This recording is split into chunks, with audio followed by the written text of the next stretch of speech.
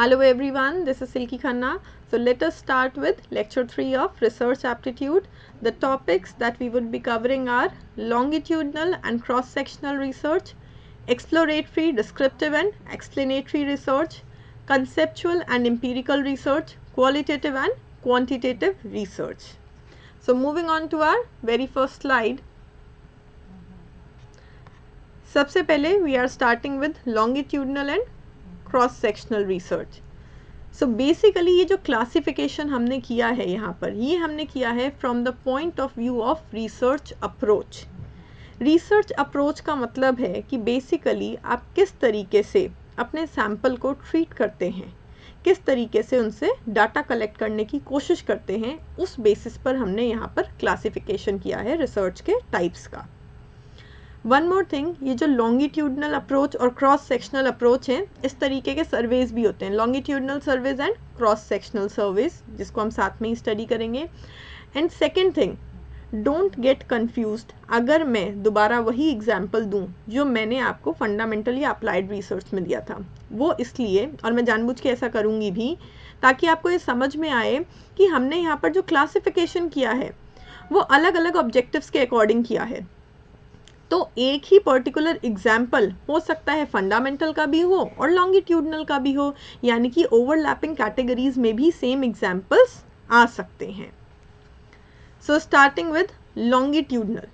Longitudinal को हम temporal basis भी बोलते हैं. टेम्पोरल मीन्स जहाँ पर डाटा कलेक्ट किया जाए over the period of time, उसको हम बोलेंगे लॉन्गिट्यूडनल. एग्जाम्पल समझो. सबसे पहले let's say Warren Buffett. Warren Buffett को बहुत अच्छा इन्वेस्टर माना जाता है, उनकी इन्वेस्टिंग स्ट्रैटेजीज़ को दुनिया पढ़ती है. सो इन्वेस्टिंग स्ट्रैटेजीज़ के ऊपर आप एक रिसर्च कर रहे हैं और आप जो है वॉरेन बफेट से डाटा कलेक्ट करना चाहते हैं कि उनकी करंट इन्वेस्टिंग स्ट्रैटेजी क्या है, आज से 5 साल पहले क्या थी, 10 साल पहले क्या थी. सो बेसिकली वॉरेन बफेट की इन्वेस्टिंग स्ट्रैटेजीज़ कैसे चेंज हुई है, इस चीज़ को आप over the period of time study करना चाहते हैं, तो वो लॉन्गिट्यूडनल अप्रोच से करी गई रिसर्च कहलाएगी. लेट्स से आपने 10 साल पहले वॉरेन बफेट का इंटरव्यू लिया था और उनसे डाटा कलेक्ट किया था, ठीक है, और इन 10 सालों में आप हर 2 साल बाद उनसे मिलते हैं, उनका इंटरव्यू लेते हैं, उनकी इन्वेस्टिंग स्ट्रैटेजीज़ के बारे में उनसे डिस्कस करते हैं और फिर उसको एनालाइज करते हैं. So every 2 years you are taking the interview, you are collecting the data from same person. आप हर 2 साल में, आपका सैम्पल वही है, your sample is Warren Buffett, उनकी इन्वेस्टिंग स्ट्रैटेजीज़ के ऊपर आप रिसर्च कर रहे हैं. हर 2 साल में आप उनसे सेम क्वेश्चन पूछते हैं, उनकी इन्वेस्टिंग स्ट्रैटेजीज़ के बारे में डिस्कस करते हैं. But every 2 year you are doing this, यानी कि आप एक लॉन्ग पीरियड ऑफ टाइम के बेसिस पे रिसर्च कर रहे हैं. आपका सैम्पल सेम है, आपके क्वेश्चंस जो आप उस सैम्पल से पूछेंगे शायद वो भी सेम है, आपका टॉपिक भी सेम है, बस आप एक ही व्यक्ति की राय अलग अलग समय पे ले रहे हैं. वो लॉन्गिट्यूडनल अप्रोच से करी गई रिसर्च कहलाएगी. यहाँ तो मैंने इन्वेस्टिंग स्ट्रैटेजीज़ के ऊपर वॉरेन बफेट का एग्जाम्पल दिया है, ज़रूरी नहीं है सैम्पल में एक ही इंसान हो, सैम्पल में बहुत सारे लोग भी हो सकते हैं. लेट्स से आपने 5 बड़े बड़े इन्वेस्टर्स ले लिए, झुनझुनवाला, वॉरेन बफेट, इस तरीके के आपने 5 बड़े बड़े इन्वेस्टर्स ले लिए और हर 2 साल में आप उनसे उनकी इन्वेस्टिंग स्ट्रैटेजीज़ के बारे में डाटा कलेक्ट करते हैं. तो इस तरीके की रिसर्च लॉन्गिट्यूडनल कहलाएगी. लॉन्गिट्यूडनल इसलिए कहलाएगी क्योंकि आप over different period of time उनसे बार बार डाटा कलेक्ट कर रहे हैं. तो याद रखना, लॉन्गिट्यूडनल में सैम्पल सेम रहेगा, सैम्पल से पूछे जाने वाला क्वेश्चन और आपका टॉपिक ऑफ स्टडी सेम रहेगा. बस करना ये है कि आप कुछ टाइम पीरियड के बाद जो है उनसे उनकी राय लेते रहते हैं, डाटा कलेक्ट करते रहते हैं. बिकॉज बहुत सारी चीज़ें ऐसी होती हैं जो डायनामिक होती हैं, जो कि चेंज होती रहती हैं over the period of time, तो वहाँ पर इस तरीके की रिसर्च काम आती है. Then there is a word written cohort study. Cohorts क्या होते हैं? ऐसे लोगों का ग्रुप जो कि सिमिलर कैरेक्टरिस्टिक वाले होते हैं, उनको हम बोलते हैं कोहॉर्ट स्टडी. ठीक है, तो मैंने आपको दोनों एग्जाम्पल दिए. एक मैंने बोला कि आप खाली वॉरेन बफेट की इन्वेस्टिंग स्ट्रैटेजीज़ के ऊपर रिसर्च करें. एक मैंने आपको बोला कि आपने 5 बड़े बड़े इन्वेस्टर्स ले लिए दुनिया के, तो वो 5 बड़े बड़े इन्वेस्टर्स सारे के सारे इन्वेस्टिंग फील्ड में ही हैं, ठीक है, सारे के सारे स्टॉक मार्केट से रिलेटेड है, उनमें काफ़ी ज़्यादा सिमिलर कैरेक्टरिस्टिक्स या सिमिलर इन्वेस्टिंग स्ट्रैटेजीज पाई जा सकती हैं, तो वो कोहॉर्ट हो गए, उनमें सिमिलर कैरेक्टरिस्टिक्स है. तो आपने ऐसे 5 लोग ले लिए, तो वो 5 लोग मिलके क्या बन गए, एक कोहॉर्ट बन गए, एक ग्रुप बन गए सिमिलर कैरेक्टरिस्टिक वाला, और आप उनका जो है बार बार सैंपल लेते हैं, डाटा कलेक्ट करते हैं एवरी 2 years, तो वो लॉन्गिट्यूडनल अप्रोच से करी गई स्टडी कहलाएगी. ठीक है. Next, cross sectional approach. Cross sectional approach में टाइम इन्वॉल्व नहीं होता, याद रखना। लॉन्गिट्यूडनल की खासियत ही है टाइम इन्वॉल्व है, अलग अलग टाइम पीरियड पे डाटा कलेक्ट करना है। क्रॉस सेक्शनल को हम ट्रांसवर्सल अप्रोच भी बोलते हैं, इसमें हम एक ही टाइम पीरियड की बात करते हैं, एक ही टाइम पीरियड में हम लोगों को या ग्रुप्स को अलग अलग कंडीशंस में डाल के देखते हैं। इसका भी एग्जाम्पल देती हूँ मैं आपको। मैं वापस वही एग्जाम्पल दूंगी अब जो मैंने आपको पहले दिया है। आप अप्लाइड रिसर्च में आप ओबेसिटी की मेडिसिन डेवलप करने की कोशिश कर रहे हैं, तो आपने क्या किया, यहाँ पर अलग अलग ग्रुप में लोगों को डाला, आपने 3 ग्रुप बनाए, ठीक है, और हर एक ग्रुप में 5-5 लोग थे, ठीक है, और आपने 3 तरीके की मेडिसिन डेवलप करी है।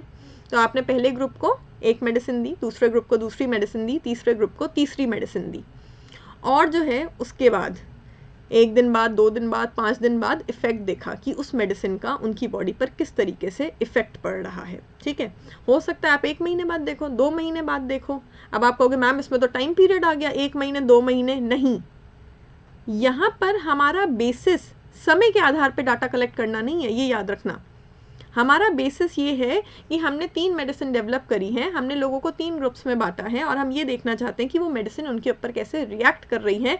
समय के आधार पर डाटा कलेक्ट करना हमारा ऑब्जेक्टिव नहीं है। तो इसीलिए अगर 1 महीना, 2 महीना, 5 महीने रिसर्च में लग जाए तो ये मत बोल देना कि वो तो लॉन्गिट्यूडनल अप्रोच है, नहीं। आप ये देखो आपका बेसिस क्या है स्टडी का। तो हमारा बेसिस ये है क्रॉस सेक्शनल में कि हम अलग अलग कंडीशंस में डाल के देखना चाहते थे लोगों को, अलग अलग ट्रीटमेंट दे के देखना चाहते थे हम लोगों को कि वो ट्रीटमेंट, वो मेडिसिन उनकी बॉडी पर किस तरीके का इफेक्ट करेंगी। तो ये कहलाएगी क्रॉस सेक्शनल अप्रोच। अब मैंने जानबूझ के एग्जाम्पल दिया क्योंकि ये एग्जाम्पल मैंने आपको पहले भी दिया अप्लाइड रिसर्च में। अब वो अप्लाइड रिसर्च की कैटेगरी में भी आ रहा है, क्रॉस सेक्शनल की कैटेगरी में भी आ रहा है, बिल्कुल ओवरलैपिंग कैटेगरीज में आ सकते हैं। क्यों? क्योंकि हम क्लासिफिकेशन अलग अलग आधार पर कर रहे हैं। यहाँ पर हमने क्रॉस सेक्शनल इसलिए कहा क्योंकि हमारी अप्रोच वो थी, हमारी मेथडोलॉजी वो थी। वहाँ पर हमने अप्लाइड इसलिए कहा था ये देख के कि रिजल्ट्स जो हैं वो किस हद तक एप्लीकेबल हो सकते हैं। सो बेसिकली हम क्योंकि अलग अलग बेसिस पे अपना क्लासिफिकेशन कर रहे हैं, एक ही एग्जाम्पल, और रियलिटी में भी दिस इज रियलिटी कि एक ही पर्टिकुलर टॉपिक ऑफ स्टडी को आप अप्लाइड भी कह सकते हैं, एक्सपेरिमेंटल भी कह सकते हैं, क्रॉस सेक्शनल भी कह सकते हैं, क्योंकि अलग अलग बेसिस पे क्लासिफिकेशन किया गया है। खैर, इसको मैं दोबारा से एक बार एक्सप्लेन कर देती हूँ। लॉन्गिट्यूडनल में क्या करना है, हमारा सैम्पल सेम रखना है, हमारे क्वेश्चन सेम रखने हैं, हम अलग अलग टाइम पीरियड पे, टाइम 1, टाइम 2, टाइम 3, 2-2 साल के गैप पे या 5-5 साल के गैप पे, वो आपको देखना है रिसर्चर को, जो भी ठीक लगे आपको, जो भी सफिशिएंट टाइम इंटरवल लगे। सो अलग अलग टाइम इंटरवल्स पे हमें डाटा कलेक्ट करना है, ठीक है। और क्रॉस सेक्शनल सेम टाइम, एक ही टाइम की बात हो रही है, ठीक है, लेकिन हम लोगों को अलग अलग ग्रुप्स में बांट देंगे, और इन तीनों ग्रुप्स को 3 में बांटो, 4 में, 5 में, कितने भी ग्रुप्स में बांट सकते हैं।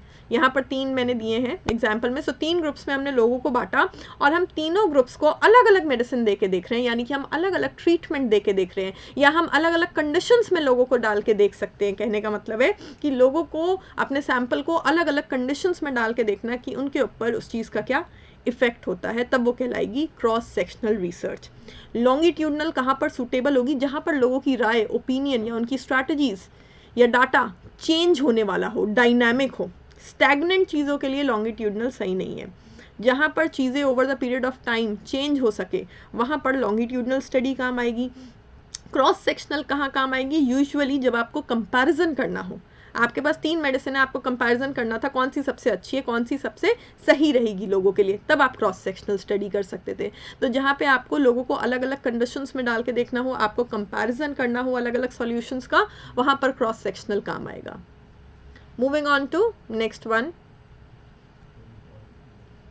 Next classification is on the basis of nature of findings, यानी कि आपका जो कंक्लूजन है वो कंक्लूजन किस तरीके का है। वो कंक्लूजन अभी फाइनल है, 100% है, या फिर अभी आप बोलेंगे कि नहीं भाई मेरा कंक्लूजन फाइनल नहीं है, it is in the starting stage, अभी तो हम चीज़ों को एक्सप्लोर कर रहे हैं। सो आपका जो कंक्लूजन है वो किस तरीके का है, उसके कैरेक्टरिस्टिक्स कैसे हैं, उसका नेचर कैसा है, उसके आधार पर ये क्लासिफिकेशन किया है। एग्जाम्पल से ज़्यादा समझ आएगा। देखिए, exploratory, descriptive and explanatory. Explanatory को हम कॉजेटिव या कॉजल भी बोल सकते हैं, या कॉज एंड इफेक्ट भी बोल सकते हैं। एग्जाम्पल सुनो पहले, फिर पढ़ेंगे। Corona virus, from where did it originate, इसका ओरिजिन क्या है, ये आया कहाँ से, इंसान से आया, जानवर से आया, जानवर से आया तो कौन से जानवर से आया, कौन सी कंट्री से आया, now this is something that scientist were exploring few years back. यही एक्सप्लोर कर रहे थे कि ये कोरोना वायरस आया कहाँ से है। तो ये थी एक्सप्लोरेटरी स्टेज ऑफ रिसर्च, जब आपको उस चीज़ का ओरिजिन नहीं पता था। सिम्टम और जो है उसकी मेडिसिन और वैक्सीनेशन तो भूल जाओ, पहले तो एक्सप्लोर कर रहे थे आया कैसे, ओरिजिनेट कैसे हुआ। तो ये थी exploratory research. This is the first stage of any new thing. जब एकदम से मार्केट में, सोसाइटी में या वर्ल्ड में कुछ नया होता है तो हमें उसके बारे में कुछ पता नहीं होता है, हमारे पास डाटा नहीं होता है, तो उस टाइम पे उसके बारे में जो पहली स्टेज होती है रिसर्च की, उसको बोलते हैं एक्सप्लोरेटरी। एक्सप्लोरेटरी इसलिए क्योंकि आप किसी भी चीज़ के बारे में श्योर नहीं है, उसको लेके आप एक्सप्लोर कर रहे हैं। अच्छा ठीक है, धीरे धीरे करके वो स्प्रेड हुआ, न्यूज़ आई कभी कि चमगादड़ से आया है, बैट से आया है, अलग अलग जानवरों के नाम आए सामने, लोगों में फैल गया। जब लोगों में काफ़ी ज़्यादा फैल गया तो कॉमन सिम्टम्स को स्टडी करने की कोशिश करी गई ताकि इस डिसीज़ को पहचाना जा सके कि किसको है कोरोना वायरस, किसको नहीं है। So that would be descriptive research. Descriptive होती है observatory research, empirical research. Market में करेंटली जो चल रहा है उन फैक्ट्स को स्टडी करके जब आप कोई रिसर्च कर रहे हैं तो वो डिस्क्रिप्टिव रिसर्च है। तो जब कोरोना वायरस स्प्रेड हो गया, फैल गया, और उसके सिम्टम्स को लोग स्टडी करने लगे, डॉक्टर्स और साइंटिस्ट स्टडी करने लगे कि भाई इसके सिम्टम्स तो पता चले तभी तो हम इसका ट्रीटमेंट करेंगे, और साथ के साथ हम आइडेंटिफाई कर पाएंगे कि किसको निमोनिया है, किसको नॉर्मल फीवर है, किसको कोरोना वायरस है। How will you identify? तो सिम्टम्स पता होने चाहिए। तो लोगों में जो सिम्टम्स थे कोरोना वायरस के, उसको आप स्टडी करने लग गए। That would be descriptive research. तब आप टूल डेवलप कर रहे थे टेस्टिंग का, कि लोगों को टेस्ट करके पता लगाया जा सके किसको नॉर्मल फीवर है, किसको नॉर्मल फ्लू है, किसको कोरोना वायरस है, किसको निमोनिया है। तो शुरू में जो टेस्ट करने वाली किट्स डेवलप करी गई। पहले देखिए 3-3 दिन लगते थे रिपोर्ट आने में, अभी इमीडिएटली रिपोर्ट आ जाती है। सो जो टेस्टिंग किट्स डेवलप करी गई उसके लिए आपको पता होना चाहिए था कि लोगों की बॉडी में किस तरीके के सिम्टम्स आइडेंटिफाई करके हम टेस्ट कर सकते हैं कि भाई कोरोना वायरस है कि नहीं है। वो डिस्क्रिप्टिव रिसर्च थी, जो चल रहा था उसी को ऑब्जर्व करके टेस्टिंग किट बनाई गई। एंड एक्सप्लेनेटरी या कॉजेटिव या causal research, cause and effective. आप क्या सिम्टम पे छोड़ दें, मेडिसिन नहीं डेवलप करें? मेडिसिन डेवलप करनी है। सो नाउ अब बात आती है कॉज एंड इफेक्ट की। कॉज एंड इफेक्ट किसी भी चीज़ को एक्सप्लेन करता है, इसीलिए इसको एक्सप्लेनेटरी रिसर्च कहा जाता है। भाई आपकी बॉडी में सिम्टम से डिसीज़ को ट्रीट नहीं किया जाता है, सिम्टम से तो पता लगाया जाता है हाँ ये बीमारी है। ट्रीट करने के लिए कॉज का पता होना चाहिए, कारण क्या है, वो बीमारी हुई क्यों है, तब आप उसके लिए मेडिसिन दे सकेंगे। So causative, cause and effect, medicine दे के देखा गया कि भाई कौन सी मेडिसिन जो है इसके लिए कारगर है या इसका उपाय है।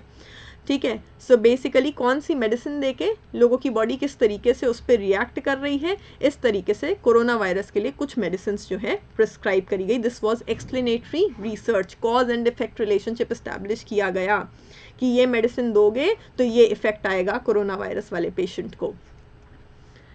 अब स्टडी करते हैं। देखिए रिसर्च अप्रोच कौन सी यूज़ करी जाती है, एक्सप्लोरेटरी, अनस्ट्रक्चर्ड। क्यों? स्टार्टिंग स्टेज, फर्स्ट स्टेज, कुछ पता ही नहीं है आपको, बिल्कुल नई नई कोई चीज़ आपके सामने आई है तो अनस्ट्रक्चर्ड है। डाटा वाटा कलेक्ट करने के तरीके, मेथडोलॉजी सब अनस्ट्रक्चर्ड है। डिस्क्रिप्टिव तक, सेकेंड स्टेज तक पहुँचते पहुँचते थोड़ा बहुत स्ट्रक्चर्ड हो जाती है। और एक्सप्लेनेटरी, जब आप इस हालात में आ गए हैं कि आपके पास काफ़ी ज़्यादा डाटा अवेलेबल है, आप cause and effect relationship establish कर सकते हैं, तो यानी कि वो हाईली स्ट्रक्चर्ड स्टेज है। आप जो है सही तरीके से सही मेथडोलॉजी का इस्तेमाल कर सकते हैं, सही रिसर्च अप्रोचेस को यूज़ कर सकते हैं, क्योंकि आपने काफ़ी समय तक उस चीज़ को, उस टॉपिक को स्टडी कर लिया है। रिसर्च कंडक्टेड थ्रू, कैसे कंडक्ट करी जाएगी रिसर्च? Asking research question. आप सबको पता होगा Wuhan market, different labs, scientist वगैरह जो है वो क्या कर रहे थे, क्वेश्चन ही पूछ रहे थे कि भाई फर्स्ट पेशेंट कौन था, फर्स्ट पेशेंट में क्या सिम्टम्स थे, वो कहाँ गया था, उसको कैसे हुआ। सो रिसर्च क्वेश्चंस पूछते हैं हम। डिस्क्रिप्टिव में भी हम ऑब्जर्व करते हैं, जिन लोगों में सिम्टम्स आ रहे थे उसके उनके जो सिम्टम्स हैं उनको हम ऑब्जर्व करेंगे या उनसे क्वेश्चंस पूछेंगे कि उनको कैसा फील हो रहा है, क्या प्रॉब्लम्स हो रही हैं। एक्सप्लेनेटरी में रिसर्च हाइपोथेसिस का इस्तेमाल होगा। आप इस लेवल तक पहुंच गए हैं कि आप टेंटेटिव सॉल्यूशन दे सके। देखो मेडिसिन कोई फाइनल नहीं है कोरोना वायरस की, आज भी फाइनल नहीं है। टेंटेटिव सॉल्यूशंस निकाले गए कि हाँ भाई कभी आया कि ये एक मेडिसिन काम कर रही है फ्लू की, कभी आया कि दूसरी पैरासीटामोल काम कर रही है, कभी आया कि तीसरी मेडिसिन काम कर रही है। तो रिसर्च हाइपोथेसिस थे, यहाँ पे अलग अलग मेडिसिन थी जिनका इफेक्ट देखा जा रहा था लोगों की बॉडी पे। बीच में आया था एक मलेरिया की मेडिसिन थी जो कि काम कर रही थी कोरोना वायरस पेशेंट्स के ऊपर, लेकिन ये टेंटेटिव सॉल्यूशंस थे, इसीलिए इनको क्या बोला गया, हाइपोथेसिस। अलग अलग हाइपोथेसिस यानी कि अलग अलग सॉल्यूशंस को आप ट्राई करके देख रहे हैं। कब होती है इस तरीके की research? When it is conducted exploratory earliest stage of decision making, जब बिल्कुल इनिशियल स्टेज है, आपको कुछ नहीं पता उस चीज़ के बारे में, और डिस्क्रिप्टिव और एक्सप्लेनेटरी लेटर स्टेजेस। इसमें भी डिस्क्रिप्टिव से भी लेटर आएगी एक्सप्लेनेटरी स्टेज, क्योंकि एक्सप्लेनेटरी स्टेज में आप ट्रायल्स स्टार्ट कर देते हैं, आप दो वेरिएबल्स के बीच में cause and effect relationship establish करना स्टार्ट कर देते हैं, और वो सही तरीके से करना बहुत ज़रूरी है। Moving on to next one. अब जो है वापस से उसी तरीके का क्लासिफिकेशन है, लेकिन कई बार एक वर्ड आता है कॉन्क्लूसिव रिसर्च, इसीलिए मैंने यहाँ पे अलग से पढ़ाया है। ये देखो, एक्सप्लोरेटरी रिसर्च अभी हमने पढ़ी, अब ये वर्ड आ गया कॉन्क्लूसिव रिसर्च। वैसे तो कॉन्क्लूसिव रिसर्च और एक्सप्लेनेटरी रिसर्च में कोई ज़्यादा डिफरेंस नहीं है, एक ही बात है, ये लास्ट स्टेजेस ऑफ रिसर्च होती हैं, जहाँ पर आपके पास अच्छा खासा डाटा अवेलेबल है रिसर्च के बारे में। और एग्जाम्पल दे देती हूँ मैं आपको कॉन्क्लूसिव का। पहले एक्सप्लेनेटरी में मैंने आपको बोला अलग अलग मेडिसिन देके ट्रायल किए गए कि कौन सी मेडिसिन कोरोना वायरस पेशेंट्स पे काम कर रही है, ठीक है, दैट वाज एक्सप्लेनेटरी रिसर्च, आप कॉज एंड इफेक्ट रिलेशनशिप्स निकाल रहे थे। अब बात आ गई वैक्सीनेशंस डेवलप करने की। भाई वैक्सीनेशन डेवलप करना, तो वैक्सीनेशन तो उस इंसान को भी लगवानी है जिसको कोरोना वायरस है नहीं। ऐसे केस में लोग बहुत डरे हुए हैं कि भाई हमको कुछ नहीं है, पता चला वैक्सीनेशन लगवाने से कुछ गड़बड़ हो जाए तो क्या होगा, है ना। और वैक्सीनेशन, जब आप मास वैक्सीनेशन प्रोग्राम चला रहे हैं all over the world, then every single citizen of every country is getting affected. तो उस चीज़ के लिए कॉन्क्लूसिव होना, कॉन्क्लूसिव मतलब 100% सर्टेनिटी होना बहुत ज़रूरी है कि वो लोगों को नुकसान नहीं पहुंचाएगी और हर तरीके से उनकी अच्छाई के लिए ही होगी, तभी जाके आप उस रिसर्च के कॉन्क्लूजन को अप्लाई कर पाएंगे। कितनी वैक्सीन्स डेवलप करी गई, कितनी स्टेजेस में डेवलप करी गई, कितने ट्रायल्स किए गए, तब जाके फाइनली कुछ वैक्सीन्स मार्केट में निकाली गई लोगों के लिए। So that was conclusive research, when you are 100% sure कि आपने जो वैक्सीन डेवलप करी है वो लोगों को नुकसान नहीं पहुंचाएगी। उस लेवल की रिसर्च को हम बोलते हैं कॉन्क्लूसिव रिसर्च। और ये काम करने में 1-1.5 साल का समय लगा साइंटिस्ट को कॉन्क्लूसिव स्टेज तक पहुंचने में, जब वो फाइनल वैक्सीनेशंस निकाल पाए। सो आई होप इस एग्जाम्पल से आपको ये सारी स्टेजेस याद रहेंगी।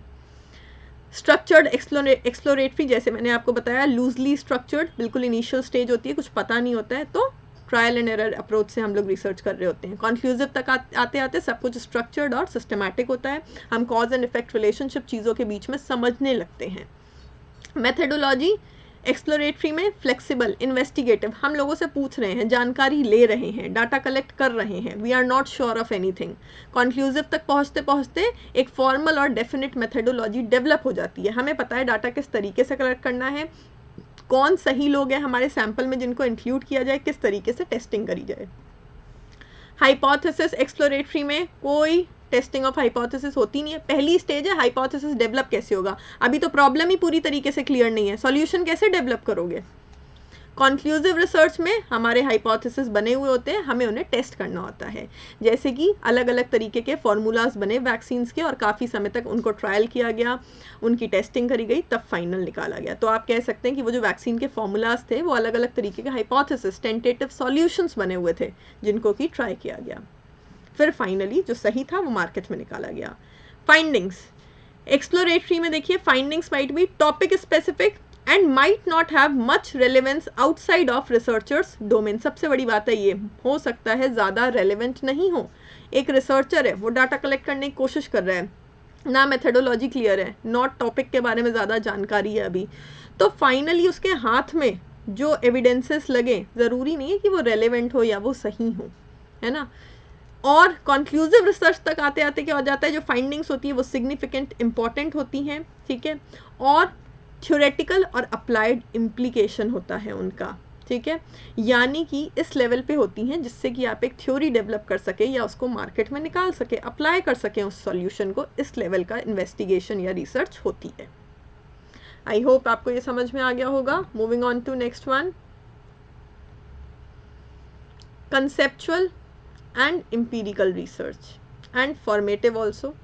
मैं सेम ही कोरोना वायरस वाला एग्जाम्पल कंटिन्यू कर रही हूँ ताकि आप डिफ्रेंशिएट कर सकें या एग्जाम में आपको याद रहे, एक ही को अगर मैं सारे में दूंगी एग्जाम्पल। तो कंसेप्चुअल, एम्पिरिकल एंड फॉर्मेटिव, अब इसको भी समझो, ठीक है। कंसेप्चुअल, अब क्या हुआ है, कोरोना वायरस आया है तो उसके बाद बहुत सारे साइंटिस्ट ने बोला है कि this is the first epidemic that we are seeing, इसके बाद बहुत सारे इसी तरीके के आ सकती हैं, बहुत सारी ऐसी बीमारियां डेवलप हो सकती हैं, हुई नहीं ना अभी, हो सकती हैं।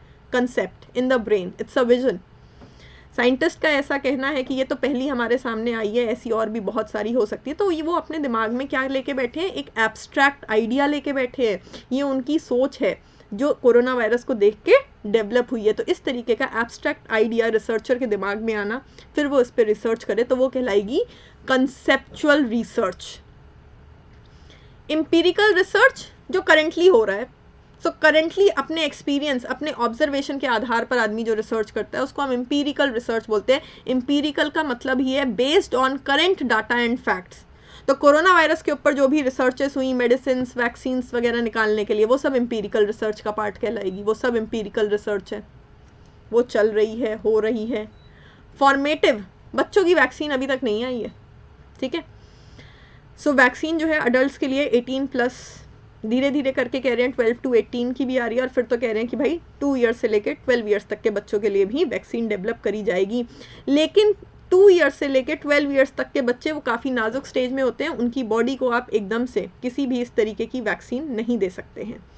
इसीलिए जो बड़ों की वैक्सीन बनाई गई है वो क्या है, वो पहला माइलस्टोन है, वो कामयाब है, उससे अडल्ट्स को किसी प्रकार का नुकसान नहीं हुआ है। ये चीज़ साल 1.5 साल देख के फिर बच्चों के लिए उसी तरीके की जो भी वैक्सीनेशन या मेडिसिन है वो डेवलप करने की कोशिश करी जाएगी। तो इसको बोलते हैं फॉर्मेटिव रिसर्च, यानी कि एक ऐसी रिसर्च, ठीक है, that precedes and informs a larger researcher component। इस समय सबसे बड़ी चुनौती है रिसर्चर के लिए बच्चों को कैसे बचाएं, बच्चों के लिए कैसे वैक्सीनेशन डेवलप करें। तो बच्चों के लिए वैक्सीनेशन डेवलप करने से पहले बड़ों के लिए वैक्सीनेशन डेवलप करी गई है, किसी प्रकार के नेगेटिव साइड इफेक्ट्स उसमें नहीं देखे जाएंगे, तब जाके बच्चों के लिए डेवलप करी जाएगी। सो फॉर्मेटिव रिसर्च जो किसी चीज़ का बेस बनाए, बड़ों की वैक्सीन डेवलप करी गई, वो फॉर्मेशन है, वो बेस है बच्चों की वैक्सीन के लिए, दैट इज फॉर्मेटिव रिसर्च। ये डायग्राम देखिए, इसमें भी एक बड़ा इंटरेस्टिंग एग्जाम्पल है कंसेप्चुअल और एम्पिरिकल का।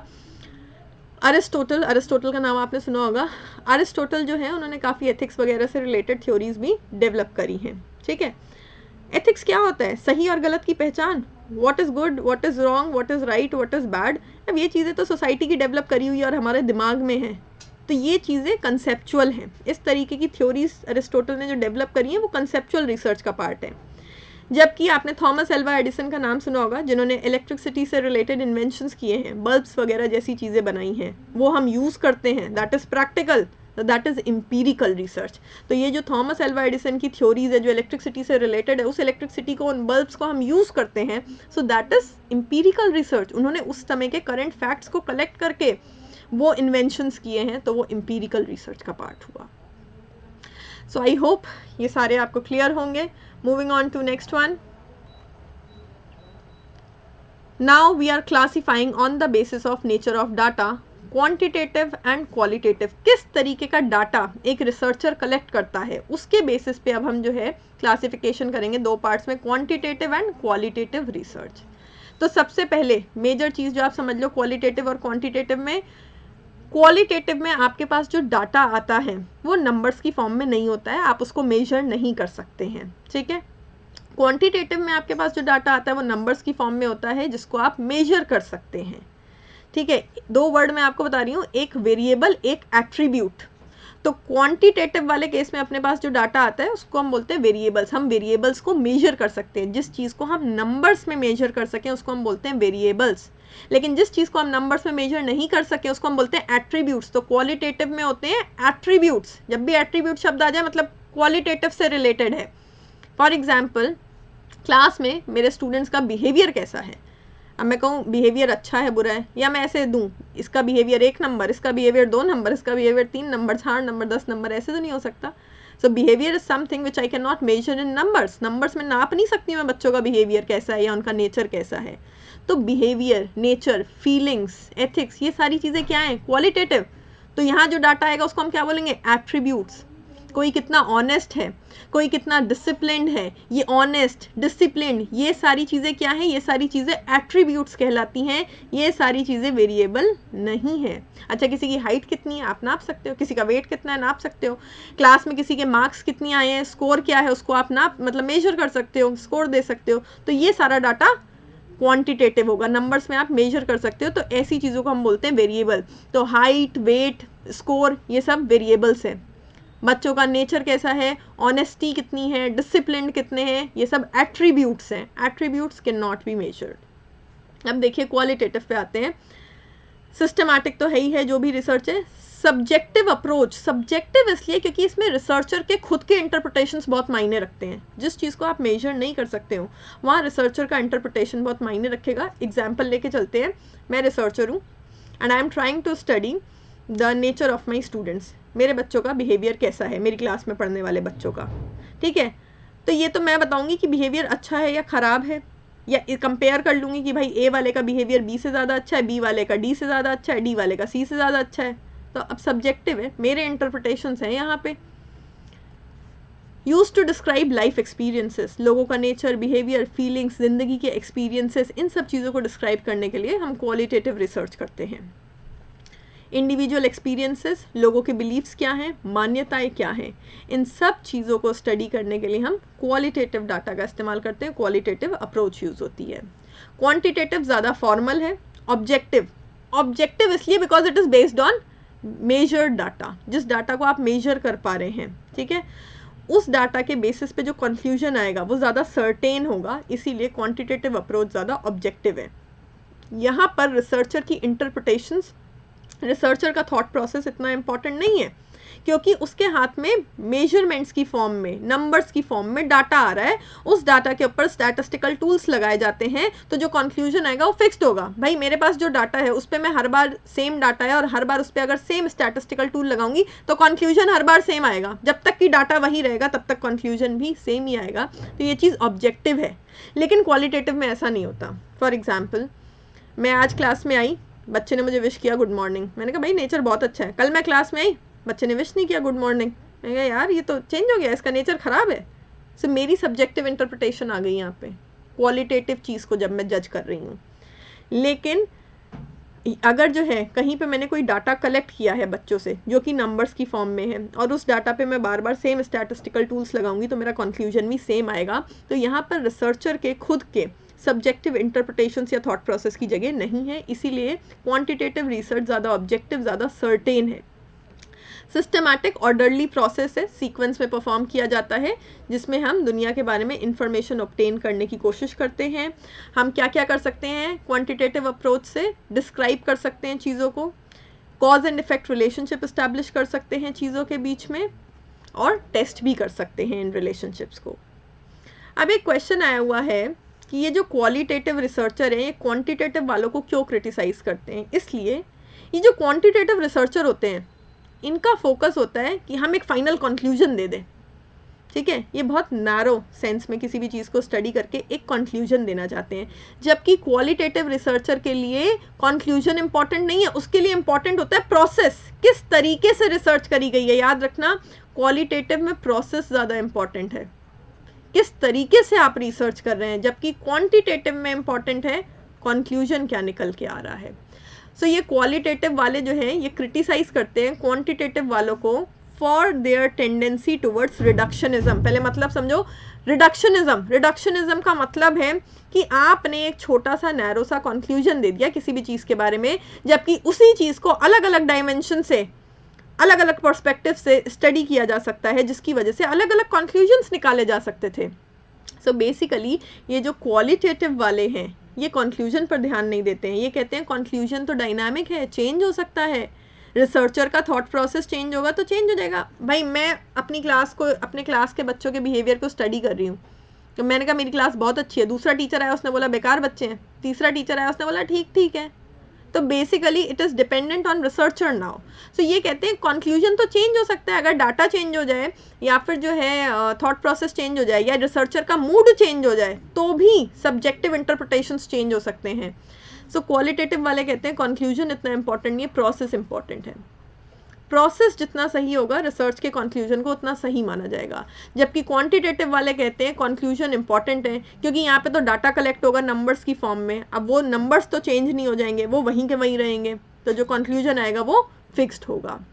तो इसी वजह से क्वालिटेटिव वाले क्वांटिटेटिव वालों को सॉरी क्रिटिसाइज करते हैं। ये कहते हैं कि इनकी टेंडेंसी है रिडक्शनिज्म की, ये डिटेल में चीज़ों को नहीं स्टडी करते हैं, बहुत ही नैरो सेंस में स्टडी करते हैं, नैरो कंक्लूजन्स देते हैं, बात खत्म करते हैं। Quantitative research method focuses on describing the characteristics of population. कैसे? देखो, ये जो क्वांटिटेटिव रिसर्च मेथड है, इसमें जब हम डिस्क्राइब करेंगे पॉपुलेशन के बारे में कुछ भी, तो हम वही चीज़ें डिस्क्राइब करेंगे जो कि नंबर्स में क्वांटिफाई हो सकती हैं। और अगर हमको हमारी पॉपुलेशन के बारे में, लोगों के बारे में ऐसी चीज़ें डिस्कस करनी है या ऐसी चीज़ों के ऊपर रिसर्च करनी है जो कि नंबर्स में क्वांटिफाई नहीं हो सकती है, तो क्वालिटेटिव यूज़ होगा। फॉर एग्जाम्पल, किसी भी कंपनी का सेल्स टारगेट पूरा हुआ कि नहीं हुआ, सेल्स टारगेट गिर रहा है कि उठ रहा है, ट्रेंड क्या है सेल्स टारगेट में, इसके ऊपर रिसर्च करनी है, तो वो क्वांटिटेटिव होगा। सेल्स टारगेट को आप मेजर कर सकते हो, कितना पूरा हुआ कितना नहीं हुआ, लेकिन आपको इस चीज़ के ऊपर स्टडी करनी है कि जो कंज्यूमर्स आपका प्रोडक्ट खरीदते हैं उनका बाइंग बिहेवियर कैसा है, उनके बिहेवियर को स्टडी करोगे तो हाथ में एट्रीब्यूट्स आएंगे, नंबर्स में डाटा नहीं आएगा, वो क्वालिटेटिव रिसर्च होगी। तो बेसिकली आपकी जो पॉपुलेशन है, जो जनता है, जो देश के लोग हैं, उनके कैरेक्टरिस्टिक्स को स्टडी करने के लिए qualitative quantitative both can be used. अब डिपेंड करता है कि आप उनके कौन से कैरेक्टरिस्टिक्स को स्टडी कर रहे हैं। अगर आप उनकी फीलिंग्स को स्टडी कर रहे हैं, अगर आप उनके थॉट प्रोसेस को स्टडी कर रहे हैं, उनके बिलीव्स को स्टडी कर रहे हैं, तो उस केस में क्वालिटेटिव रिसर्च ही हो सकती है, वही काम आएगी। लेकिन ज़्यादातर हम जब स्टडी करते हैं तो हम लोग क्वांटिटेटिव मेथडोलॉजी को यूज़ करते हैं, क्योंकि अगेन प्रैक्टिकली हम कहीं ना कहीं एक स्पेसिफिक कंक्लूजन देना चाहते हैं। सो इस वजह से लिखा गया है कि क्वांटिटेटिव रिसर्च मेथड जो है वो उसका फोकस रहता है describing the characteristics empirical data के ऊपर। यहाँ पे मतलब है डिस्क्राइबिंग द कैरेक्टरिस्टिक्स से मतलब है एम्पिरिकल डाटा, मार्केट में जो चल रहा है, सोसाइटी में जो चल रहा है, जिस चीज़ के बारे में मार्केट में फैक्ट्स अवेलेबल हैं, डाटा अवेलेबल है, उस चीज़ के बारे में क्वांटिटेटिव जो है वो इन्फॉर्मेशन देने की कोशिश करता है। सो देखिए, क्वांटिटेटिव रिसर्च, चीज़ों को क्वांटिफाई करना, मेजर करना नंबर्स में, उसके बेसिस पे रिसर्च करना, ज़्यादा वैलिडिटी होती है। क्यों? क्योंकि यहाँ पर चेंजेस के चांसेस कम होते हैं। मैंने बोला सेम डाटा पे सेम स्टैटिस्टिकल टूल लगाओगे तो कंक्लूजन सेम ही आएगा। सो वैलिडिटी ज़्यादा है, डिसीजंस लिए जा सकते हैं। जबकि क्वालिटेटिव रिसर्च जो है उसमें मेन फोकस होता है नई नई चीज़ों को, नए नए कंसेप्ट्स को अलग अलग डायमेंशन से स्टडी करके एक्सप्लोर करना। फिक्स नहीं करते हम चीज़ों को, हम चीज़ों को एक्सप्लोर करते हैं। यहाँ पर डीपली स्टडी करना किसी भी चीज़ को और उसको समझने की कोशिश करना, कंक्लूजन देने से ज़्यादा उसको समझने की कोशिश करना। Moving on to next one. अच्छा, एक चीज़ और, अगर बाई चांस क्वेश्चन ऐसे आ जाए कि व्हाट इज़ यूज्ड, क्वांटिटेटिव या क्वालिटेटिव, किस चीज़ को यूज़ किया जाता है for studying the characteristics of population, अगर सिर्फ इतना आ जाए आपके पास कि कैरेक्टरिस्टिक्स को स्टडी करने के लिए लोगों के क्या यूज़ किया जाता है, तब आप आंसर प्लीज़ क्वालिटेटिव ही करना, क्योंकि वहाँ पर उनका सेंस एम्पिरिकल डाटा से नहीं होगा, वहाँ पर उनका सेंस होगा लोगों के एट्रीब्यूट्स को स्टडी करने पे। तो अगर क्वेश्चन आ जाए लोगों के एट्रीब्यूट्स को स्टडी करना है, लोगों के कैरेक्टरिस्टिक्स को, नेचर को, फीचर को स्टडी करना है, तो क्वालिटेटिव रिसर्च होगी। हमने यहाँ पे लिखा है in the sense of collecting empirical data. अगर क्वेश्चन स्पेसिफिकली ऐसे आ जाए कि you have to do a research based on empirical data, तो जब आप empirical data, current data collect कर सकते हो नंबर्स में, तो फिर वो होगा क्वांटिटेटिव, यानी कि आप चीज़ों को क्वांटिफाई करेंगे। Moving on to next one. अब हम डिफरेंस स्टडी करेंगे between quantitative and qualitative research. याद करने का नहीं है, बस ध्यान से सुनना। सॉरी। पर्पस, क्वालिटेटिव में हमारा पर्पस होता है हाइपोथेसिस बनाना, जनरेट करना। क्वांटिटेटिव में हम उसी को टेस्ट करते हैं। जब हम नए नए फैक्ट्स को डीपली स्टडी करेंगे, ठीक है, थ्योरेटिकली, तब जाके हम एक टेंटेटिव सॉल्यूशन के बारे में सोच पाएंगे। टेंटेटिव, जो सॉल्यूशन अभी टेस्टेड नहीं है, ठीक है, सिर्फ थ्योरी को पढ़ के हमारे दिमाग में एक सॉल्यूशन आया है, सो इस तरीके के सॉल्यूशंस जब हम ज़्यादा से ज़्यादा चीज़ों को डीपली समझेंगे, स्टडी करेंगे, तभी डेवलप किए जा सकते हैं। सो क्वालिटेटिव में ज़्यादातर हाइपोथेसिस जनरेट किए जाते हैं। हाइपोथेसिस जनरेट करने के बाद उसके बारे में अगर हम नंबर्स में डाटा कलेक्ट करते हैं और उसको टेस्ट करते हैं तो वो कहलाता है क्वांटिटेटिव रिसर्च। सो क्वांटिटेटिव रिसर्च में हमारा फोकस होता है चीज़ों को एक्सप्लेन करने पे, कॉज एंड इफेक्ट रिलेशनशिप निकालने पे, जो हाइपोथेसिस बने हुए हैं उसके बारे में डाटा कलेक्ट करके उन हाइपोथेसिस को टेस्ट किया जाए कि वो हाइपोथेसिस ट्रू है या फॉल्स है। अब बात आ रही है इंडक्टिव और डिडक्टिव की। थोड़ा ज़रा याद कीजिए, टीचिंग एप्टीट्यूड में मैंने आपको इंडक्टिव और डिडक्टिव मेथड पढ़ाया था, एग्जाम्पल भी दिया था लॉ ऑफ डिमांड का। डिडक्टिव मेथड, टीचर ने क्लास में चीज़ पढ़ा दी, आपने मार्केट में जाके एग्जाम्पल लेके उसको चेक कर लिया। तो देखो क्वांटिटेटिव में डिडक्टिव का ही तो केस है, हाइपोथेसिस बना हुआ है, आपने डाटा कलेक्ट किया, उसको टेस्ट कर लिया, तो यहाँ पर डिडक्टिव अप्रोच लगती है। इंडक्टिव वाले में क्या था, बच्चा खुद मार्केट में जाके अलग अलग एग्जाम्पल्स और सैम्पल्स ले रहा था, खुद से थ्योरी डेवलप करके टीचर के पास ला रहा था। तो यहाँ पे क्वालिटेटिव में इंडक्टिव अप्रोच लगेगी। क्वालिटेटिव में हाइपोथेसिस जनरेट करने के लिए, टेंटेटिव सॉल्यूशंस बनाने के लिए आपको जो है मार्केट को एक्सप्लोर करना पड़ेगा, टॉपिक को डीपली स्टडी करना पड़ेगा। एक चीज़ और, जब भी ऐसा कोई क्वेश्चन आ जाए कि कोई नई फाइंडिंग चाहिए हो या नए टॉपिक पे रिसर्च करनी है, तो कौन सी अप्रोच ज़्यादा सूटेबल है, इंडक्टिव या डिडक्टिव? आंसर होगा इंडक्टिव। नया शब्द आ जाए, नए टॉपिक पे स्टडी करनी है, नए फैक्ट्स एक्सप्लोर करने हैं, नई चीज़ों के बारे में स्टडी करना है, तो हमेशा इंडक्टिव मेथड काम आता है, क्योंकि डिडक्टिव में हमारे हाइपोथेसिस पहले से बने हुए हैं, हम सिर्फ और सिर्फ डाटा कलेक्ट करके उसको टेस्ट कर रहे हैं। लेकिन जब हम नई चीज़ें जनरेट करना चाहते हैं तब हमेशा इंडक्टिव अप्रोच काम आती है, जिसमें हम डीपली मार्केट में जाके चीज़ों को ऑब्जर्व करते हैं, चीज़ों को एक्सप्लोर करते हैं। अप्रोच टू इंक्वायरी मैंने पहले बताया, क्वालिटेटिव, सब्जेक्टिव।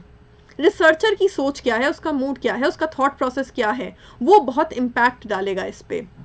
फॉर एग्जाम्पल, मैं अच्छे मूड में क्लास में आई, ठीक है, तो मुझे सब अच्छे दिख रहे हैं, मैं कह रही हूँ मेरे क्लास में बच्चों का बिहेवियर बहुत अच्छा है। अगले दिन मेरा ही मूड ख़राब था, तो मैं कह रही हूँ मेरी क्लास के बच्चों का बिहेवियर भी ख़राब है। तो मेरे मूड के हिसाब से मैंने अपनी राय दी, तो सब्जेक्टिव है ये चीज़ें, फिक्स्ड नहीं है। जबकि क्वांटिटेटिव डाटा बेस्ड है, न्यूमेरिकल डाटा है, तो ऑब्जेक्टिव टाइप ऑफ रिसर्च है क्वांटिटेटिव। अच्छा, हॉलिस्टिक है और प्रोसेस ओरिएंटेड है। हॉलिस्टिक क्यों किया गया, आप किसी भी चीज़ को हर एक पर्सपेक्टिव से एक्सप्लोर करने की कोशिश करते हैं क्वालिटेटिव में, इसीलिए हॉलिस्टिक है। और मैंने पहले ही कहा कंक्लूजन फिक्स्ड नहीं होता है क्वालिटेटिव में, कभी एक राय है, कभी दूसरी राय है। तो ये प्रोसेस ओरिएंटेड है, प्रोसेस ज़्यादा इंपॉर्टेंट है, कंक्लूजन इतना इंपॉर्टेंट नहीं है। क्वांटिटेटिव बिल्कुल फोकस्ड है, डाटा कलेक्ट करना है और आउटकम देना है, तो ये आउटकम ओरिएंटेड है, इसमें कंक्लूजन इंपॉर्टेंट होता है। हम कितना भी कह लें कि क्वालिटेटिव जो है, क्वालिटी भले ही क्वालिटेटिव वाली रिसर्च की ज़्यादा अच्छी हो, लेकिन प्रैक्टिकली क्वांटिटेटिव का ही ज़्यादा इस्तेमाल होता है। हाइपोथेसिस क्वालिटेटिव में क्या है, टेंटेटिव, भाई हम तो अलग अलग ऑप्शंस दे रहे हैं अपने थॉट प्रोसेस के अकॉर्डिंग, हम अलग अलग सॉल्यूशंस निकाल के ला रहे हैं, इवॉल्विंग है, नए नए सॉल्यूशंस भी डेवलप होते रहेंगे बेस्ड ऑन पर्टिकुलर स्टडी। जैसे जैसे स्टडी करोगे वैसे वैसे नए सॉल्यूशंस डेवलप होते रहेंगे। क्वांटिटेटिव में हम स्पेसिफिक हाइपोथेसिस ले लेते हैं, उसी को टेस्ट करते हैं और पहले से ही हम स्टेट कर देते हैं कि ये हाइपोथेसिस है, इसको हम टेस्ट करेंगे अपनी रिसर्च में। जबकि क्वालिटेटिव वाली में हम चीज़ों को फिक्स नहीं करते हैं, चीज़ों को इवॉल्विंग मानते हैं। हम कहते हैं कि हाइपोथेसिस, सॉल्यूशंस चेंज होते रहते हैं। रिसर्च सेटिंग कंट्रोल सेटिंग नहीं होती है इसमें जितना हो सके उतना कंट्रोल करते हैं। क्वांटिटेटिव में हम जितना ज़्यादा हो सके उतना अपने सैंपल को या जिन कंडीशंस में डाल के हम अपने ग्रुप्स को टेस्ट करते हैं, हम उनको कंट्रोल करने की कोशिश करते हैं ताकि हमारी रिसर्च का जो कंक्लूजन आए वो वैलिड हो। वैलिडिटी बहुत इंपॉर्टेंट है और वैलिडिटी कंट्रोल के बिना नहीं होती है, ठीक है। और जबकि क्वालिटेटिव में हम चीज़ों को कंट्रोल करने की कोशिश नहीं करते हैं। क्वालिटेटिव में हम इन नेचुरल सराउंडिंग्स जो जहाँ है वैसे ही ऑब्जर्व करके उससे डाटा कलेक्ट करने की कोशिश करते हैं। अगर मुझे किसी का नेचर चेक करना है तो मैं उसको पहले से बता दूं, भाई मैं तुम्हारा नेचर ऑब्जर्व करने आ रही हूँ, तो हर कोई करेगा जी मैम बताइए। सो बेसिकली यहाँ पर कंट्रोल्ड सेटिंग नहीं, नेचुरल सराउंडिंग्स में होता है। नेचुरल सराउंडिंग में हम डाटा कलेक्ट करते हैं, हम बिना बताए ज़्यादातर जो है ऑब्जर्वर्स, हमारे जो पार्टिसिपेंट्स होते हैं, जो हमारे जिनसे हमें डाटा कलेक्ट करना है, उनके बीच में रह के हम डाटा कलेक्ट करते हैं नेचुरल सराउंडिंग्स में। क्वांटिटेटिव में हम ज़्यादातर चीज़ों को कंट्रोल करने की, अपने हिसाब से मैनिपुलेट करने की कोशिश करते हैं।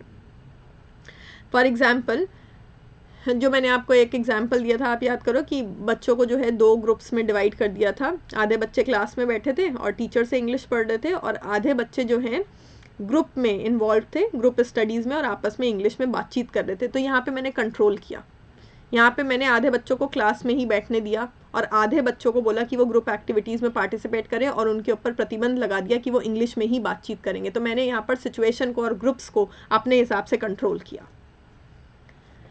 सैम्पलिंग पर्पसिव, जो हमारा रिसर्च का पर्पस है उसके अकॉर्डिंग हम जो है अपना सैम्पल चूज़ करेंगे। सैम्पल ज़्यादातर छोटा लेंगे, स्मॉल। क्यों?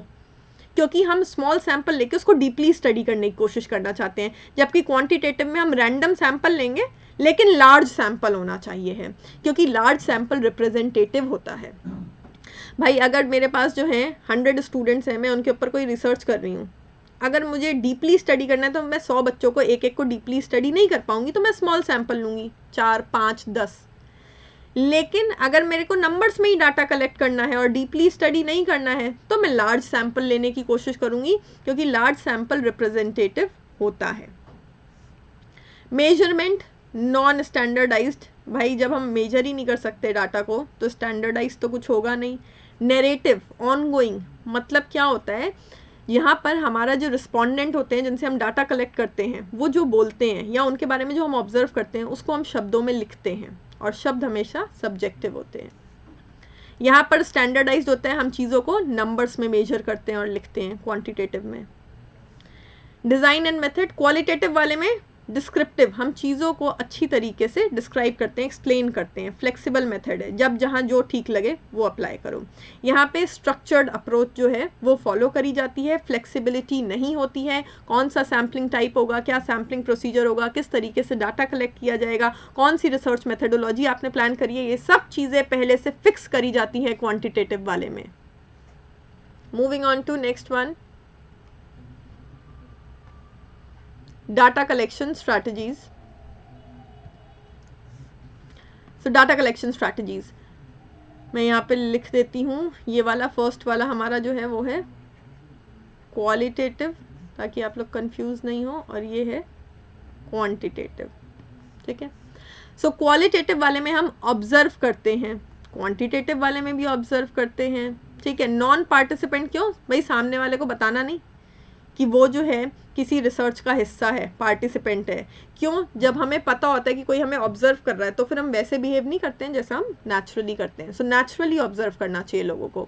अच्छा, बाकी देखो सब सेम ही है, क्वेश्चनर इधर भी, administration of test, interviews, focus group, सब सेम तो है। फ़र्क क्या है?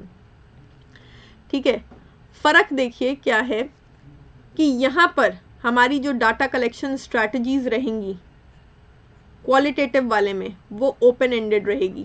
ये बाय मिस्टेक जो है इसमें क्लोज लिखा हुआ है, ओपन एंडेड स्ट्रैटेजीज रहती हैं, और यहाँ पर क्लोज्ड एंडेड। मतलब क्या होता है, आपने अपने क्वेश्चनर में कुछ क्वेश्चन पूछा और वो क्वेश्चन जो है उसके आपने 4 ऑप्शंस दे दिए किसी को, तो वो हो गया क्लोज्ड एंडेड। उन चारों ऑप्शंस में ही सामने वाले को आंसर चूज करना है। जबकि क्वालिटेटिव वाले में आप क्वेश्चन पूछते हो लेकिन ऑप्शंस नहीं देते हो, सामने वाले को अपने मन की बात कहने देते हो। तो ऐसे क्वेश्चंस को हम बोलते हैं ओपन एंडेड क्वेश्चन, सामने वाला जो चाहे वो आंसर दे सकता है। यही फ्लेक्सिबिलिटी होती है क्वालिटेटिव वाले में। बाकी इंटरव्यूज़, फोकस ग्रुप सब कुछ यूज़ होता है। ये मैं काट रही हूँ, ये फॉर्मल या सेमी स्ट्रक्चर्ड नहीं होती हैं। फॉर्मेलिटी, सेमी स्ट्रक्चर्ड होना या स्ट्रक्चर्ड होना, ये सब चीज़ें क्वांटिटेटिव में है। इस वाले में, क्वालिटेटिव वाले में चीज़ें स्ट्रक्चर्ड या फॉर्मल नहीं होंगी। मतलब ये है कि अगर आप एक इंटरव्यू ले रहे हो, आपने पहले से तैयार कर रखे हैं मैं तो यही 4 क्वेश्चन पूछूंगा, तो वो स्ट्रक्चर्ड हो गया इंटरव्यू। लेकिन आप एक इंटरव्यू लेने गए, आपने पहले से दिमाग में सोच के नहीं रखा कि आप सामने वाले से क्या क्वेश्चंस करेंगे। आपने तो सिंपली क्या किया, उससे एक क्वेश्चन किया, उसने जो आंसर किया उसके अकॉर्डिंग आपने दूसरा क्वेश्चन किया, फिर जो डिस्कशन हुआ उसके अकॉर्डिंग आपने तीसरा किया। इस तरीके का इंटरव्यू होता है क्वालिटेटिव में। क्वालिटेटिव में चीज़ें फिक्स नहीं होंगी। अगर इंटरव्यू होगा तो इंटरव्यू के क्वेश्चन फिक्स नहीं होंगे, अगर क्वेश्चनर होगा तो उसमें क्वेश्चन के आंसर फिक्स नहीं होंगे। टेस्ट लोगे तो लोगों के अनुसार आप टेस्ट लेंगे, कौन सा टेस्ट लेना है ये भी फिक्स नहीं होगा, ग्रुप्स को अपने हिसाब से रिस्पॉन्ड करने देंगे। तो इस तरीके की चीज़ें होती हैं क्वालिटेटिव वाले में। ठीक है। सो मेथडोलॉजी सेम है, लेकिन आप उसको किस तरीके से अप्लाई करते हैं वो डिफरेंट है। क्वांटिटेटिव में क्वेश्चन आयर में क्वेश्चन भी फिक्स्ड है, आप ऑप्शन भी फिक्स है, उसी में से कोई टिक करना है। इंटरव्यू है तो इंटरव्यू के क्वेश्चन भी फिक्स्ड है। ग्रुप को किस तरीके से बात करनी है, किस टॉपिक पे बात करनी है वो फिक्स्ड है, फिर आप उनको ऑब्जर्व करेंगे। टेस्ट कौन से लेने हैं वो भी फिक्स्ड है। सो बेसिकली टेक्निक हमारी डाटा कलेक्शन की सेम ही है क्वालिटेटिव और क्वांटिटेटिव में, फ़र्क उनके एप्लीकेशन पे है कि आप किस तरीके से उन्हें अप्लाई करते हैं। डाटा कलेक्शन में फिर देख लीजिए लिखा हुआ है क्लियरली, हमारा जो क्वालिटेटिव है उसमें फ्लेक्सिबिलिटी होगी, इसीलिए वो सेमी स्ट्रक्चर्ड है, जबकि हमारा क्वांटिटेटिव वाला हाईली स्ट्रक्चर्ड होता है, सब चीज़ें पहले से फिक्स्ड होती हैं। किस तरीके से डाटा कलेक्ट किया जाएगा, सैम्पलिंग टेक्निक कौन सी होगी, कौन कौन से क्वेश्चंस पूछे जाएंगे, every single thing will remain fixed. Data किस तरीके का आपको मिलेगा, क्वालिटेटिव वाले में आपको मिलेगा डिस्क्रिप्टिव डाटा, मतलब वर्ड्स की फॉर्म में एक्सप्लेनेशन मिलेगी चीज़ों की, जबकि क्वांटिटेटिव में आपको मिलेगा numerical data. Degree of flexibility, flexibility qualitative में ऑब्वियसली बहुत ज़्यादा है, ठीक है। कौन सा क्वेश्चन पूछा जाएगा वो डिपेंड करता है कि पिछले वाले क्वेश्चन का आंसर क्या दिया रिस्पोंडेंट ने। भाई मैं अगर किसी का इंटरव्यू ले रही हूँ, मेरी उससे क्या बातचीत चल रही है, उसने कैसा आंसर दिया मुझे पिछले क्वेश्चन का, उसका इंटरेस्ट क्या है, उसके अकॉर्डिंग मैं नेक्स्ट क्वेश्चन डिसाइड करूँगी ऑन द स्पॉट, पहले से नहीं दिमाग में लेके जाऊँगी। जबकि हमारा जो क्वांटिटेटिव है उसमें सब कुछ फिक्स्ड होगा, ठीक है। सामने वाला किस तरीके से मुझसे बात कर रहा है या उसने क्या आंसर दिया है उस पर नहीं डिपेंड करेगा कि मैं कौन सा नेक्स्ट क्वेश्चन पूछूंगी। मैं तो पहले से ही फिक्स करके लेके गई हूँ, मैं तो वही क्वेश्चन पूछूंगी और उन्हीं के आंसर लिख के लाऊंगी। डाटा एनालिसिस, यहाँ पे रॉ डाटा वर्ड्स की फॉर्म में मिलता है क्वालिटेटिव में, और क्वांटिटेटिव में नंबर्स की फॉर्म में मिलता है। डाटा का इंटरप्रिटेशन जब हम करते हैं तो हमारे कंक्लूजन क्वालिटेटिव में टेंटेटिव मतलब फिक्स्ड नहीं होंगे, डायनामिक होंगे, चेंजेबल होंगे। क्यों? क्योंकि वर्ड्स हैं।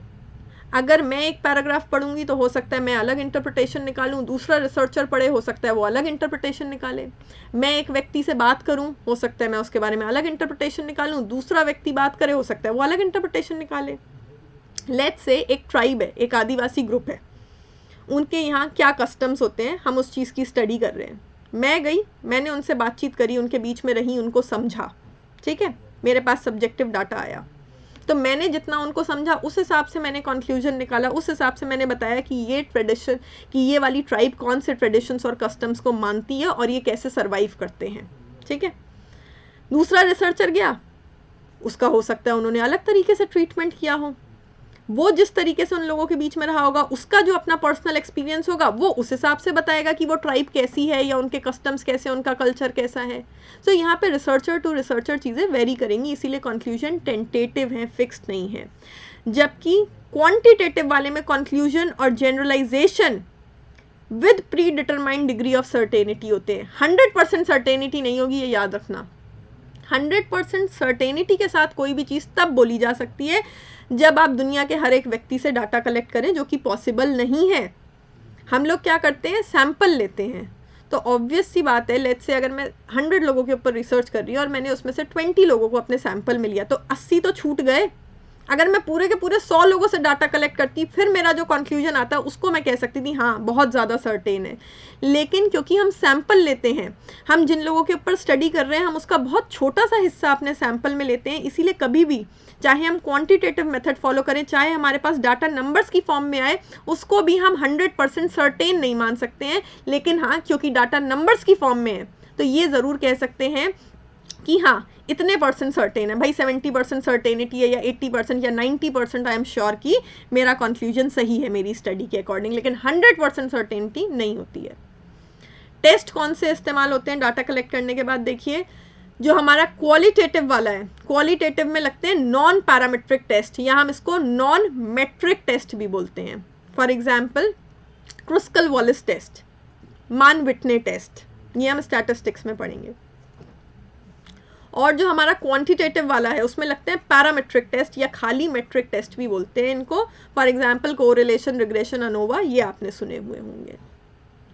सो अलग अलग तरीके का डाटा है, इसीलिए अलग अलग तरीके का स्टैटिस्टिकल एनालिसिस भी इनका होता है। अब सब कुछ भूल जाओ और सिर्फ मैं जो बोलूँगी 2 मिनट उसको सुनना, पूरा क्वांटिटेटिव और क्वालिटेटिव उसमें समराइज हो जाएगा, ठीक है। क्वालिटेटिव सब्जेक्टिव है, क्वालिटेटिव में कंक्लूजन से ज़्यादा प्रोसेस इंपॉर्टेंट है क्योंकि कंक्लूजन चेंज होता रहता है। हम एट्रीब्यूट्स को, कैरेक्टरिस्टिक्स को स्टडी करते हैं क्वालिटेटिव में। डाटा हमारे पास वर्ड्स की फॉर्म में आता है और नॉन पैरामीट्रिक टेस्ट अप्लाई करके हम लोग अपना कंक्लूजन निकालते हैं। क्वालिटेटिव में हम लोग नई नई चीज़ें फाइंड आउट करने की कोशिश करते हैं, एक्सप्लोरिंग ज़्यादा करते हैं, इसीलिए हम हाइपोथेसिस जनरेट करते हैं, नए नए हाइपोथेसिस हम जो है बनाते हैं जो कि टेंटेटिव होते हैं, और इंडक्टिव रिसर्च अप्रोच का हम लोग इस्तेमाल करते हैं। क्वांटिटेटिव में सब कुछ इसका उल्टा है। क्वांटिटेटिव में वेरिएबल्स को स्टडी करते हैं, नंबर्स की फॉर्म में हमारे पास डाटा आता है, हाइपोथेसिस पहले से बने हुए होते हैं, हम उनको टेस्ट करते हैं, और जो हमारा कंक्लूजन होता है वो प्रोसेस से ज़्यादा इम्पॉर्टेंट होता है। कंक्लूजन को वैलिड बनाने के लिए हम लोग सिचुएशन को और लोगों को कंट्रोल करने की कोशिश करते हैं, हम लोग एक्सपेरिमेंट करते हैं जहाँ पे हम चीज़ों को मैनिपुलेट करते हैं, अलग अलग तरीके से ट्रीट करते हैं, सो दैट हम ऐसा कंक्लूजन दे सकें जिसकी एप्लीकेबिलिटी, जिसका जनरलाइजेशन जो है वो काफ़ी हद तक पॉसिबल हो। और स्टैटिस्टिकल एनालिसिस के लिए हम पैरामीट्रिक टेस्ट का इस्तेमाल करेंगे। इतनी सी बात आपको क्वांटिटेटिव और क्वालिटेटिव में याद रखनी है। So I hope the difference must be clear by now. Thank you.